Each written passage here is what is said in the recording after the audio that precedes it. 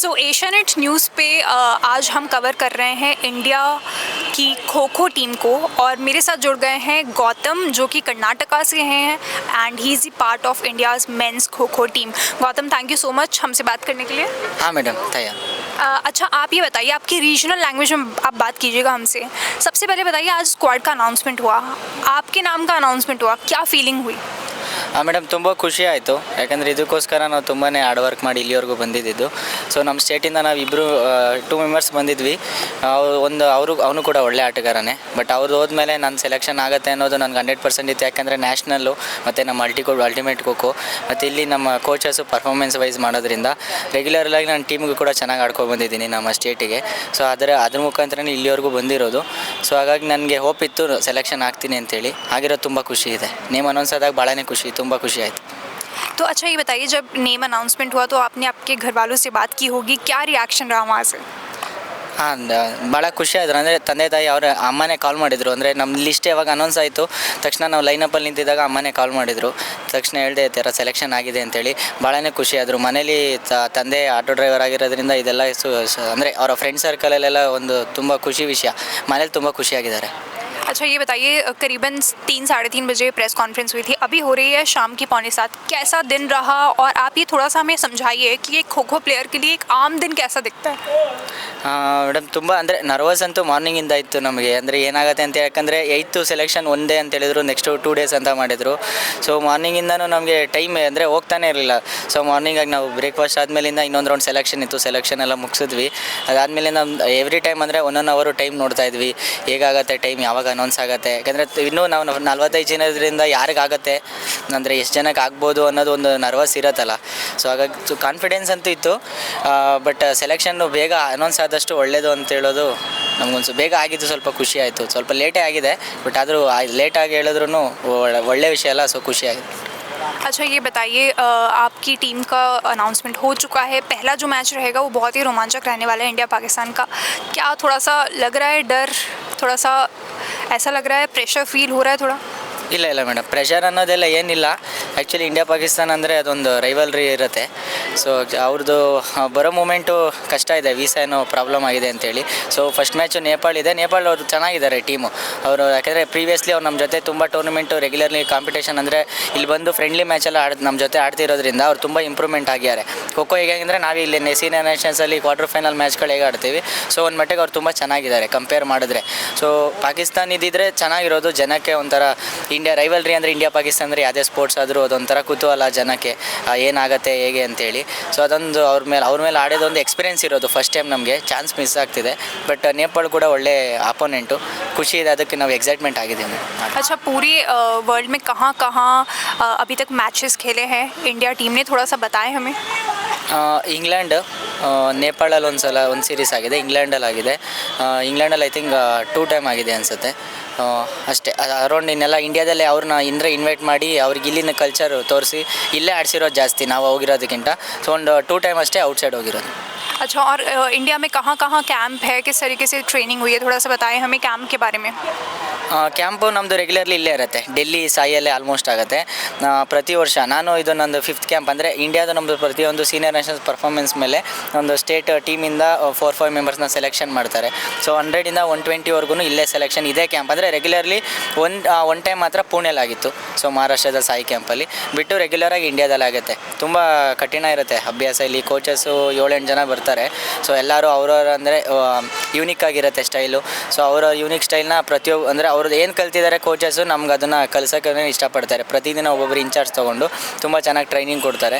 So ನಾವು ಅದ್ರ ಮುಖಾಂತರ ನಮ್ಮ ಪರ್ಫಾರ್ಮೆನ್ಸ್ ಇಂಪ್ರೂವ್ ಮತ್ತು ಗೇಮ್ ಇಂಪ್ರೂವ್ ಮಾಡೋಕ್ಕೆ ತುಂಬ ಹೆಲ್ಪ್ ಆಗುತ್ತೆ ಇಂಥ ಕ್ಯಾಂಪ್ಗಳು ನಮಗೆ. अच्छा, जो प्रेसिडेंट है kho kho federation of India के, उन्होंने इस बार थोड़ा सा ये बताया है कि जो खो खो की ट्रॉफीज़ है वो मेंस और वुमेंस टीम की दोनों इक्वल दिखने वाली ट्रॉफी है। ट्रॉफी को देख के कितना एक्साइटेड है? काफ़ी अच्छी ट्रॉफी दिख रही है. ತುಂಬ ಖುಷಿ ಇದೆ ಮೇಡಮ್, ತುಂಬ ಎಕ್ಸೈಟ್ಮೆಂಟ್ ಅಂತೂ ಇದೆ. ಅದು ಯಾಕಂದರೆ ಟ್ರೋಫಿ ನಾವು ಅಂದರೆ ವರ್ಲ್ಡ್ ಕಪ್ ಒಂದು ಲೆವೆಲ್ ಆಡೋದೊಂದು ಖುಷಿ. ಅದರಲ್ಲಿ ಟ್ರೋಫಿ ಎಲ್ಲ ನೋಡಿದ್ರೆ ಅದು ಇವಾಗ ಯಾವಾಗ ಫೈನಲ್ ಆಗುತ್ತೆ ಟ್ರೋಫಿ ಕೈಲಿ ಇಟ್ಕೊಂಡು ಫೋಟೋ ತೊಗೊತೀವಿ ಅನ್ನೋದೊಂದು ಖುಷಿ ತುಂಬ ಇದೆ. ಎಲ್ಲದಕ್ಕೂ ನಾವು ಪ್ರೆಸಿಡೆಂಟ್ ಸರ್ಗೆ ಧನ್ಯವಾದ ಹೇಳೋಕ್ಕೆ ಇಷ್ಟಪಡ್ತೀನಿ. ಸುಧಾಂಶು ಮಿತ್ತಲ್ ಸರು, ತ್ಯಾಗಿ ಸರು, ಸೊ ಇನ್ನೂ ತುಂಬ ಮೆಂಬರ್ಸ್ ಎಲ್ಲ ಇದ್ದಾರೆ. ಅವರೆಲ್ಲ ಕಷ್ಟಪಟ್ಟು ಖೋಖೋ ಇವತ್ತು ಈ ಲೆವೆಲಿಗೆ ಬಂದಿದೆ. ಇವಾಗ ನೋಡಿ ನಮ್ಮನ್ನೆಲ್ಲ ಮೊದಲಾದರೆ ನೋಡೋರಿರಲಿಲ್ಲ. ಅಂದರೆ ಖೋಖೋ ಅಂದರೆ ಯೂಶಲಿ ನಾರ್ಮಲಾಗಿ ಎಲ್ಲ ಇದು ಮಾಡ್ತಿದ್ರು. ಇವಾಗ ಖೋಖೋ ಎಲ್ಲರೂ ಅವರು ಜನ ಬಂದು ನಮ್ಮನ್ನ ಮಾತಾಡ್ಸೋ ಥರ ಗುರುತಿಸೋ ಥರ ಅಲ್ಟಿಮೇಟ್ ಖೋಖೋ ಆದಮೇಲೆ ಸೊ ಇವಾಗ ವರ್ಲ್ಡ್ ಕಪ್ ಲೆವೆಲ್ವರೆಗೂ ತಂದಿದ್ದಾರೆ. ಅದೆಲ್ಲ ಭಾಳ ಖುಷಿ ಇದೆ. ಟ್ರೋಫಿನ ಯಾವಾಗ ಮ್ಯಾಚ್ ಆಗುತ್ತೆ ಯಾವಾಗ ತಗೊಂಡು ನಾವು ಫೋಟೋ ಇಡ್ಸ್ಕೋತೀವಿ ಅಂತೇಳಿ ಕಾತುರ ಇದೆ. अच्छा, कर्नाटका से आप कहाँ से हैं एग्जैक्टली ये बताएं. ನಾನು ಬ್ಯಾಂಗ್ಳೂರಿಂದ ಮೇಡಮ್. ನಾನು ಬೇಸಿಕ್ಲಿ ಚಾಮರಾಜಪೇಟೆ, ಇವಾಗ RR ನಗರಲ್ಲಿದ್ದೀನಿ. ಸೊ ನಾನು ಬೆಂಗಳೂರಿಂದಾನೆ. तो क्या बैंगलोर में खो खो काफ़ी खेला जाता है? कैसे रहा बचपन में, कैसे शुरुआत हुई खो खो की आपके? ಬೆಂಗಳೂರಲ್ಲಿ ಖೋಖೋ ಕಡಿಮೆ ಹೇಳ್ಬೇಕಂತಂದರೆ. ಬೆಂಗಳೂರು ಸಿಟಿ ನಿಮ್ಗೆ ಯೂಶ್ವಲಿ ಹಾಕಿ ಇಂಥ ಸ್ಪೋರ್ಟ್ಸ್ಗೆ ಫೋಕಸ್ ಜಾಸ್ತಿ ಇದೆ. ಬಟ್ ಖೋಖೋ ಕಡಿಮೆ ಇದ್ದರೂ ನಾನು ಗೌರ್ಮೆಂಟ್ ಸ್ಕೂಲಲ್ಲಿ ಓದಿದ್ದು. ನಾನು ಬಂದು ರಾಮಾಂಧ್ರ ಸ್ಕೂಲು ಚಾಮರಾಜಪೇಟೆಯಲ್ಲಿ. ಸೊ ನಮ್ಮದು ಖೋಖೋ ಓದಲ್ಲ ಅಂತ ಅಂದರೆ ಫೆಸಿಲಿಟಿ ಅಂದರೆ ಖೋಖೋಗೆ ನಾವೇನು ಪ್ರಾಕ್ಟೀಸ್ ಮಾಡ್ತೀವಿ ಗ್ರೌಂಡು ಅರ್ಧ ಗ್ರೌಂಡ್ ಅಷ್ಟೇ ಇದ್ದಿದ್ದು. ಬಟ್ ಚಿಕ್ಕ ಗ್ರೌಂಡು ನಮ್ಮ ಕೋಚ್ ಮಾದೇ ಸರ್ ಅಂತೇಳಿ ಅವ್ರು ನಮ್ಮ ಖೋಖೋ ಕಲಿಸಿದ್ದು. ಒಂದು ಚಿಕ್ಕ ಗ್ರೌಂಡಿಂದ ನಾವು ಆಡ್ಕೊಂಡು ಬಂದು ಇವತ್ತಂದರೆ ಕಂಟಿನ್ಯೂ ಮಾಡಿಕೊಂಡು ನಮ್ಮ ಕೋಚ್ ಕುಮಾರ್ ಅವ್ರು, ಈಗ ನಾವು ಯಂಗ್ ಪೈನಿಯರ್ಸಲ್ಲಿದ್ದೀವಿ ನಮ್ಮ ಸರು, ಅವರ ಒಂದು ಆಶೀರ್ವಾದದಿಂದ ಅಲ್ಲಿಂದ ಇವತ್ತು ಇಲ್ಲಿವರೆಗೂ ಬಂದಿದೆ. अच्छा, आपको क्या लग रहा है इंडिया में अब जो इंफ्रास्ट्रक्चर है और सारी फैसिलिटीज़ है खो खो को लेके वो धीरे धीरे बढ़ती जा रही है? अब तो ओलंपिक्स की भी इनिशिएटिव ली जा रही है, बोल रहे हैं कि हम पुश करेंगे कि ओलंपिक्स में भी खो खो जाए, जो कि काफ़ी बड़ी और अच्छी बात है. ಹಾಂ ಮೇಡಮ್, ತುಂಬ ಇಂಪ್ರೂವ್ಮೆಂಟ್ ಆಗಿದೆ ಖೋಖೋ. ಇವಾಗ ನಾನು ಮಿಟ್ಟಿಯಿಂದ ಮ್ಯಾಟ್ವರೆಗೂ ಬಂದಿದೆ, ಅಂದರೆ ಮಣ್ಣಿಂದ ಈಗ ಮ್ಯಾಟ್ವರೆಗೂ ಬಂದಿದೆ. ಪ್ರತಿಯೊಂದು ಫೆಸಿಲಿಟೀಸ್ ತುಂಬ ಪ್ರೊವೈಡ್ ಮಾಡ್ತಿದ್ದಾರೆ. ಇವಾಗ ನೀವು ಒಂದು ಸೀನಿಯರ್ ನ್ಯಾಷನ್ಸ್ ಯಾವ್ದಾದ್ರು ವಿಸಿಟ್ ಮಾಡಿದ್ರು ಕೂಡ ಗೊತ್ತಾಗುತ್ತೆ. ಅಂದರೆ ಒಂದು ಟೆಕ್ನಿಕ್ಕು ನಾವು ಮುಂಚೆ ಏನಿತ್ತು, ಇವಾಗ ಖೋಖೋ ಮೊದಲಿಗಿಂತ ತುಂಬ ಫಾಸ್ಟ್ ಇದೆ ಟೆಕ್ನಿಕಲ್ ವೈಸು, ಪ್ರತಿಯೊಂದು ಇದರಲ್ಲಿ ನಾವು ನೋಡ್ತೀವಿ ಅಂತ ಹೇಳಿದ್ರೆ. ಸೊ ಪ್ರತಿಯೊಂದು ಇಂಪ್ರೂವ್ಮೆಂಟು ತುಂಬ ಚೆನ್ನಾಗಿ ಮಾಡ್ತಿದ್ದಾರೆ. अच्छा, क्या क्या एप्लीकेशन भी एक लॉन्च हुई है जिसमें, और ये भी कहा जा रहा है कि ऐसी टेक्नोलॉजी भी है जिसमें हम रिफ्लेक्सेस को ट्रैक कर पा रहे हैं, सारी चीज़ें. तो थोड़ा सा टेक्नोलॉजी के बारे में बताइए, क्या क्या आप अभी यूज़ कर रहे हैं, आप जब कैंप में हैं, ट्रेनिंग कर रहे हैं? ಟ್ರೈನಿಂಗಲ್ಲಿ ಟೆಕ್ನಿಕ್ ಬಗ್ಗೆ ಅಂತ ಹೇಳಿದ್ರೆ ಇದು ನಮ್ಮ ಮೂಮೆಂಟ್ ಕ್ಯಾಪ್ಚರ್ ಮಾಡೋದು. ಅಂದರೆ ನಮ್ಮ ಬಾಡೀಲಿ ಫಸ್ಟು ನಮಗೆ ಇವಾಗ ಹೀರೋ ಆ್ಯಕ್ಟರು ಟೈಗರ್ ಶ್ರಾಫ್ ಅವ್ರು ಏನು ಯೂಸ್ ಮಾಡ್ತಾರೆ, ಆ ಮಷಿನೆಲ್ಲ ತರಿಸಿದ್ರು.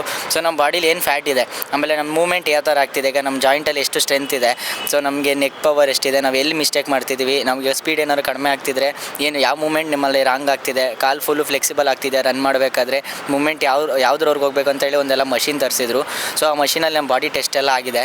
ಅದರಿಂದ ನಮಗೆ ಫೋಲ್ ಟರ್ನ್ ಮಾಡಬೇಕಾದ್ರೆ ಏನು ಮಾಡಬೇಕು, ನೀನು ರನ್ ಮಾಡಬೇಕಾದ್ರೆ ಯಾವ ಪೊಸಿಷನ್ ಯಾವ ಪೋಸ್ಚರಲ್ಲಿ ನೀವು ರನ್ ಮಾಡಬೇಕಾಗತ್ತೆ, ಅದನ್ನೆಲ್ಲ ನಮಗೆ ಮಷಿನ್ ಮುಖಾಂತರ ಅಂದರೆ ಒಂದು ಲಿಸ್ಟ್ ಮುಖಾಂತರ ತಿಳಿಸ್ಕೊಟ್ಟಿದ್ದಾರೆ. ಅದು ತುಂಬ ಹೆಲ್ಪ್ ಆಗಿದೆ. अच्छा, जो एक चीज़ मेरे दिमाग में चल रही थी जब ई गेम अनाउंस हुआ, तो मुझे लग रहा था ये जो स्क्वाड है हमारा इंडिया का मेंस और वुमेंस टीम का, अगर उन्हीं के अवतार हम उस ई गेम में देख लें तो कितना मज़ा आएगा. गौतम, आपका भी फिर एक अवतार हो सकता है उस ई गेम में. ಮೇಡಮ್ ಅದೇ ಹೇಳೋಕ್ಕಾಗಲ್ಲ ಅದು ಯಾವ ರೀತಿ ಅಂತೇಳಿ, ಬಟ್ ಖುಷಿ ಅಂತ ಆಗುತ್ತೆ. अच्छी फीलिंग आएगी क्योंकि फीफा और इन सब में भी हम देखते हैं रोनाल्डो, मेसी, इन सब के अवतार होते हैं. तो आपका अवतार भी हमें ई गेम में देखने को मिल सकता है? ಹಾಂ, ಮಿಲ್ सकता है ಮೇಡಮ್. ಅದಕ್ಕೋಸ್ಕರ ಅಂದರೆ ನಾವು ಅದಕ್ಕೋಸ್ಕರನೇ ತುಂಬ ಇದು ಮಾಡ್ತೀವಿ. ಅಂದರೆ ಹೌದು, ಒಂದು ಸ್ಪೋರ್ಟ್ಸಲ್ಲಿ ಅವ್ರದ್ದು ಒಂದು ಐಡಿಯಲ್ ಆಗುತ್ತೆ ಅಂದರೆ ಒಂದು ಸ್ಟ್ಯಾಚು ಇದೆಲ್ಲ ಆಗುತ್ತೆ ಅಂದರೆ ನಾವು ಕೂಡ ಹಂಗೆ ಅಚೀವ್ಮೆಂಟ್ ಮಾಡಿ ಹಂಗೆ ಆಗಬೇಕು ಅನ್ನೋದಿದೆ, ಆಸೆ ಅಂತೂ ಇದೆ. ಅದೊಂದೊಂದಾಗೆ ನೆರವೇರ್ತಿದೆ. ನಮ್ದು ಯಾವಾಗ ಅಲ್ಟಿಮೇಟ್ ಖೋಖೋ ಮುಂಚೆ ಹೇಗಿದ್ವಿ, ಈಗ 22 ಆದಮೇಲಿಂದ ನಾವು ಇವಾಗಿದ್ದೀವಲ್ಲ, ಅದು ತುಂಬ ಚೇಂಜಸ್ ಇದೆ. ಲೈಫಲ್ಲಿ ತುಂಬ ಖುಷಿ ಇದೆ, ನಾವು ಆಗ್ತೀವಿ ಅಂತ ನಂಬಿಕೆ ಇದೆ.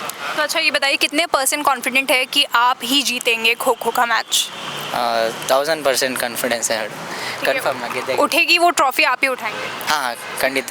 ठीक है, तो हमारे दर्शकों के लिए आप गौतम एक बार ये बोल दीजिए, द वर्ल्ड गोज खो. द वर्ल्ड गोज खो. Thank you so much Gautam.